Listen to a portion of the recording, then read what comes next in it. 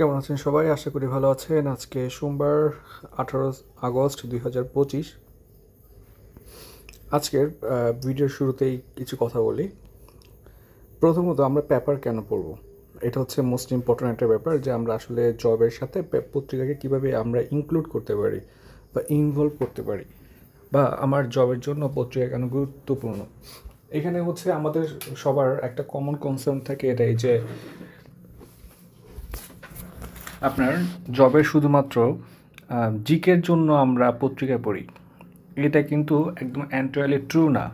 মানে জিকের সাথে পত্রিকার একটা সম্পর্ক থাকলেও আপনি কিন্তু এই জিকে যে ডেটাগুলো পত্রিকায় আসে, ম্যাক্সিমাম 99% ডেটা আপনি কারেন্ট ওয়ার্ল্ড, কারেন্ট অ্যাফেয়ার্স, তারপরে হচ্ছে আপনার স্পটলাইট, আলাল, মিহির জিকে, মানে কোনো না কোনো বই আপনি পেয়ে যাবেন।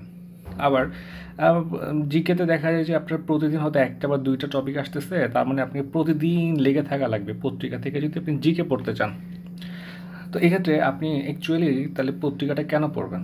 এটা হচ্ছে গুরুত্বপূর্ণ একটা ব্যাপার, যেটা নিয়ে আসলে আমরা অনেক কনফিউজ থাকি বা আমরা বুঝতে পারি না যে আমরা আসলে কেন পত্রিকাটা পড়তেছি। সবাই বলে যে আপনার জবের জন্য পত্রিকা পড়া খুবই গুরুত্বপূর্ণ, কিন্তু কি পড়বো, কেন পড়বো, কীভাবে পড়বো, এটা হচ্ছে আমরা বুঝি না। তাহলে দেখেন, পত্রিকার ক্ষেত্রে আপনি প্রথমেই ফোকাস রাখবেন, আপনি অবশ্যই জিকের জন্য পড়বেন। এখানে অনেক ডেটা আসবে, এই ডেটাগুলোই পরীক্ষাতে চলে আসে। কোনো একটা ইস্যু নিয়ে ধরেন রিসেন্ট টাইমে আপনার পত্রিকায় আলোচিত হচ্ছিল আপনার ম্যাগ বিস্ফোরণ। তাহলে ম্যাগ বিস্ফোরণ নিয়ে পরীক্ষায় একটা প্রশ্ন চলে আসতে পারে। কেমন? তাহলে এই যে এই টাইপের, তাহলে প্রথমে গেল হচ্ছে আমার জিকে, হ্যাঁ। আর তারপরেই ঠিক আমার যেটা আসবে সেটা হচ্ছে অনুবাদ।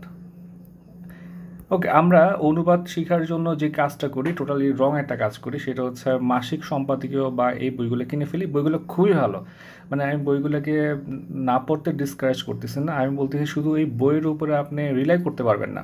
তাহলে আপনাকে কী করতে হবে? আপনাকে মূলত হচ্ছে ধরেন ইংলিশ থেকে যদি আপনি বাংলা ট্রান্সলেট করতে চান, এটা ভালো পারার জন্য আপনাকে বাংলা পেপার পড়া লাগবে। আবার সিমিলারলি আপনি যখন বাংলাতে ইংলিশে ট্রান্সলেট করতে যাচ্ছেন, আপনাকে অবশ্যই ইংলিশ পত্রিকা পড়া লাগবে। তাহলে আপনি যখন ইংলিশ থেকে বাংলা পড়বেন, তখন আপনি দেখবেন যে কীভাবে আপনার পত্রিকাগুলো একটা শব্দকে লিখে।